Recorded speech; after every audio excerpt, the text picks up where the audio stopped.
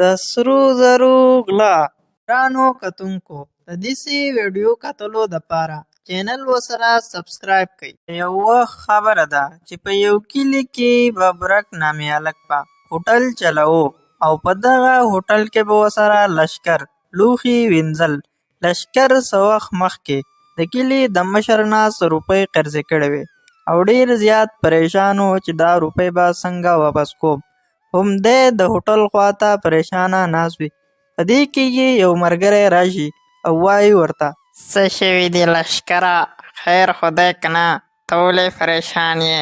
یاره ملګريه، څه به درته ووایم، څه وخت مخکې مې د ټاکور صاحب نه 100 روپۍ قرض کړې وې. اوس په غم کې یم چې دا به څنګه واپس کوم. روپۍ راسره نشته. یاره لښکره، په دې کې د خفګان دومره څه نشته، خو داسې چل وکړه چې خپل مالک نه روپۍ واخله او واپس یې که او هغه ته وایه چې دا زما نه په تنخواه کې لږې لږې کټ کوه. وروره، دا تا ډېره ښه مشوره راکړه. زه هم نن د خپل مالک ببرک بای نه روپۍ قرضوم. همدغه ملګری د هغه ځای نه روان شي او لښکر خپل مالک پسې راشي.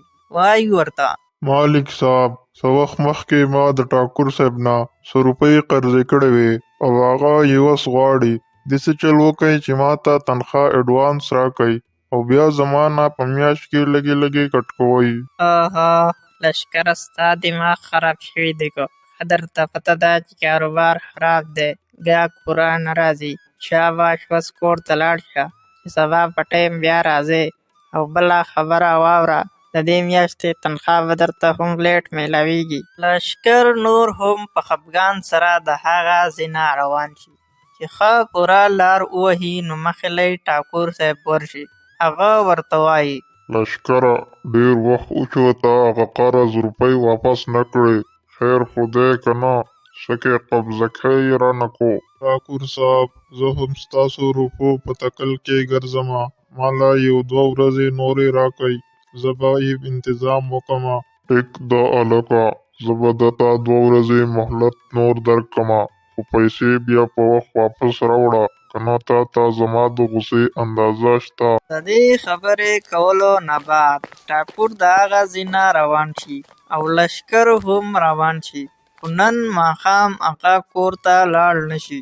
د ډېر غمه ځنګل طرف ته روان شي که چېرته سلرګي ووهي او هغه په بازار کې خرڅې روپۍ وکړي نو هغه به پرې د ټاکور قرضه واپس کړي. کله لښکر ځنګل ته ورسي نو د هغه نظر په رګو او د هغه په ملګري ولګي چې هغو د غلا سامان په باره کې لګیا وي. چیلیا، دا خزانه دلته موږ له پټول پکار دی، هسې نه چې خلک د زیوراتو موندلو پسې موږ ته راورسي او موږ راونیسي. او که نو استاجي، زه خو وایم چې دا خزانه همدلته په ځمکه کې ښخه کړو.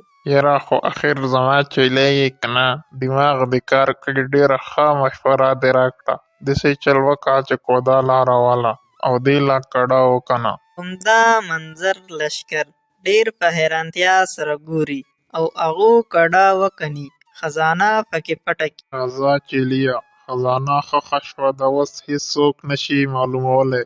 موږ به څه وخت وسره شو، دا به واخلو او بل کلي کې به خپله زندګي په عیش تېروو. دوی بیا د دغه ځای نه روان شي او لښکر د ځان سره سوچ کوي: که دا خزانه زه ځانه ویسم نو زما ټولې مسلې به حل شي. لښکر بیا هغه ځای ته راشي، ځمکه وکني، خزانه راواخلي.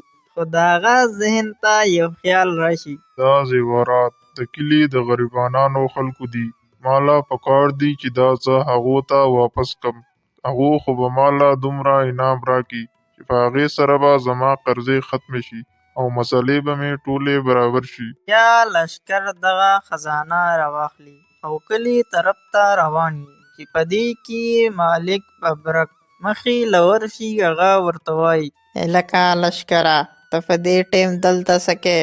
ببرک بایي، زه خو داسې چهل قدمۍ دپاره روان وم، خو اوس واپس شوم، کور ته ور روان یم. ټیک ته مارې، خو دا د سره په دې صندوق کې څه دي؟ ببرک بایي، دا ستا د کار نه دي، دا زما څه زړې کپړې دي، کور ته یې وړمه. ټیک ته مارې، ته راښکته که چې زه هم ستا زړې کپړې وینم. نه وروره، دا زه تا ته نشم ښوولی، دا زما پرسنل سامان دی. کله ببرک په زور د لښکر نه صندوق راکاږي او خزانه وویني نو ډېر حیران شي او وایي آها غټخېټې ګینډې دا خو زیورات دي او تا وې کپړې دي. اوس راته صفا صفا حل وایه د کلي د خلکو نه زیورات تا پټ کړي دي کو؟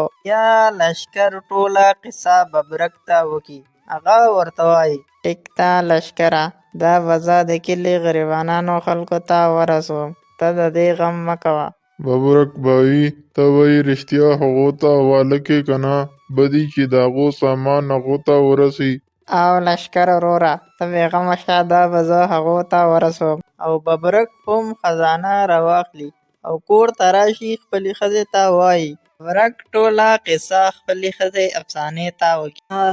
ببرکه اوس خو زمونږه مزې شوې، تا ته به اوس د کار کولو ضرورت هم نه وي. داسې چل وکړه چې هوټل ختم کړه. نه افسانې هوټل اوس نه ختمومه، ځکه چې د کلي د خلکو بیا په مونږه شک راشي چې د دې سره دا دومره روپۍ د کوم ځای نه رالې. لږ څو ورځې به هوټل ته خیر دی لاړ شمه.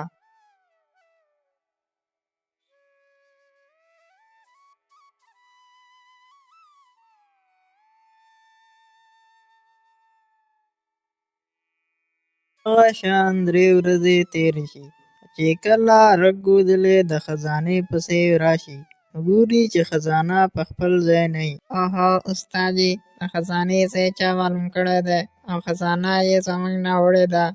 چیلیا دا زموږ خزانه ده، دا هېڅوک هم نشي وړی، که چا وړي نو موږ به یې خامخا معلوموو. په دې کې د چیلي نظر په پیزارو ولګي چې هلته پراته وي. استادجي وګوره که نه دا به د هغه چا پیزاري چې چا دا خزانه پټه کړې وي.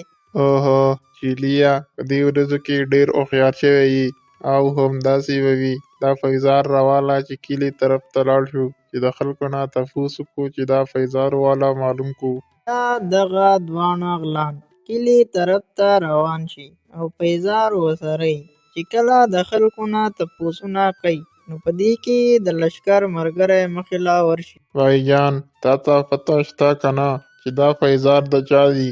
ها وروره دا خو داسې دي لکه زما د ملګري لښکر، کیدای شي دا د هغه پیزار وي.